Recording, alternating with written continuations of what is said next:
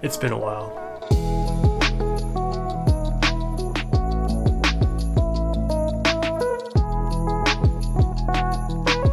Happy New Year, you guys. Hope you had a fun and relaxing holiday and New Year. I took some time off myself. I took about 3 months off in December from work, and it was really nice. I know I uploaded in the middle of December, but after that I just wanted to take a few more weeks at the start of the year to focus on my software engineering job, make sure that's going strong before I upload anymore. So it's been a while since my last video, but here we are now. And sorry if I sound really nasally. I've been feeling sick the past few days. Had to take a half day off yesterday and get a COVID test at the doctor's. Hopefully it comes out negative when I get my results in about a day or two. But I'm feeling better. I worked the full day today. I just got off work, did a lot of coding today. With that, I'm gonna unbox my new camera and my lens right now for you guys. SONY A7C. I've been waiting a few weeks for this to come in. Oh, and look at this thing. This is compact. That's what the C stands for, I guess, in the Sony A7C name. Got the nice flip out screen. This is light, holy crap. Let's unbox the Sigma 14 to 24 millimeter f2.8. Look at that. Compared to the A7C, yeah, this is much lighter than this lens. Oh my god.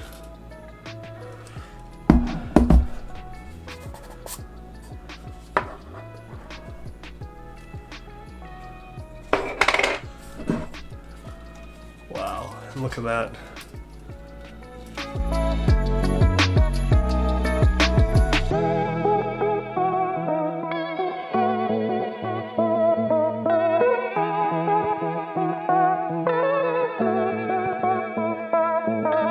This is awesome. I'm excited to use this.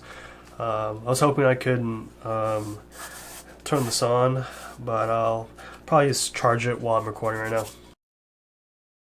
What's up, everyone? It's been about a day. I'm not as congested, so hopefully I don't sound as nasally as I did yesterday.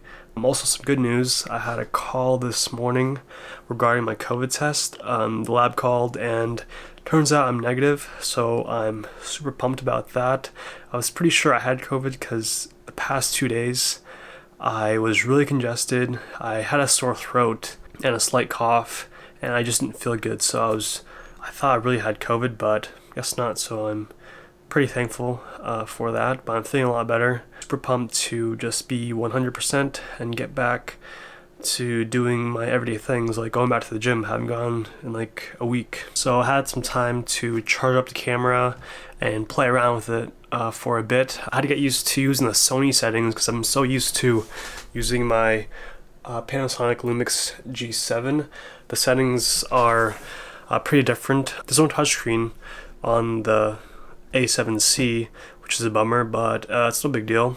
Alright, so we have the A7C mounted where the G7 was. So this is going to be my main aerial shot, but I don't think I'll have it this wide all the time. Right now it's at 14 millimeter, and that's 24 millimeter. So now I just want to talk about why I chose to upgrade to the A7C, and I have 3 big reasons. First reason as to why I decided to upgrade to the Sony A7C was for its full frame sensor. And with a full frame sensor, you can take full advantage of the lenses that you put onto it. If this was shot on a micro four thirds, this would be a 28 to 48 millimeter lens f5.6, so that aperture also doubles. I was actually looking at options for wide angle lenses for my Panasonic G7, but the 8 to 18 millimeter f2.8 was around $900, and I believe the 10 to 25 f2.8 to 4.0 was around $1,700. So if I wanted to get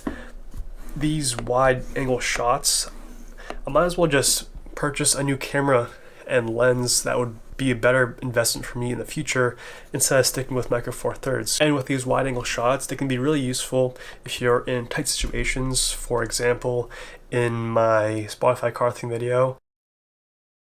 And going back to the aperture, so as I mentioned, the aperture also doubles if you're going from full frame to micro four thirds. If we compare this shot to the G7 shot from earlier, it's shot at 12mm f2.8. That's actually 24mm f5.6. And you'll notice that the background in this shot with the A7C is a lot more blurred out compared to the shot using the G7. Just to summarize, make sure you convert both the focal length and the aperture if you're buying lenses for your micro four thirds and your crop body cameras. For crop bodies, it's a 1.5 conversion, and for micro four thirds, it's a 2x conversion, so just take note of that.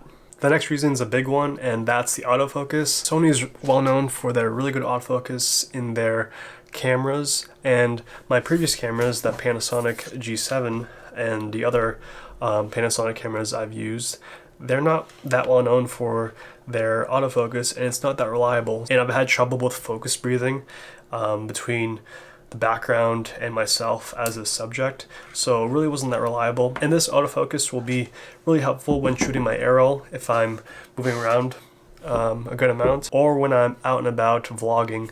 I can be sure that my subject's always in focus, so I'm really looking forward to that. From my use case so far, the autofocus has been great. I have it to autofocus constant right now, and just does a really good job of being focused to my face.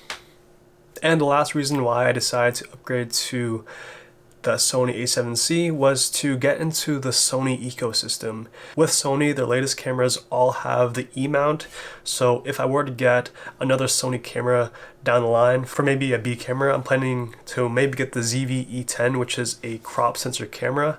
I could use this lens right now that I have on the A7C, and that's super good to know. So as I'm building my camera and lens collection, I don't have to worry about making sure this lens fits this camera body. I can just focus on the focal lengths I want. So that's about it for this video. That's all I had. Really loving this camera so far. The only downside I've had is that the lens is slightly heavy, so it kind of hurts my shoulder after a while just carrying it around like this. But overall, I'm really happy with the image quality I'm getting for this lens. Love how wide it is, and I'm excited to use this in the future videos I have planned for you all. There's more tech videos coming along the way, but yeah, I will see you guys in the next video. Thanks for watching. Peace.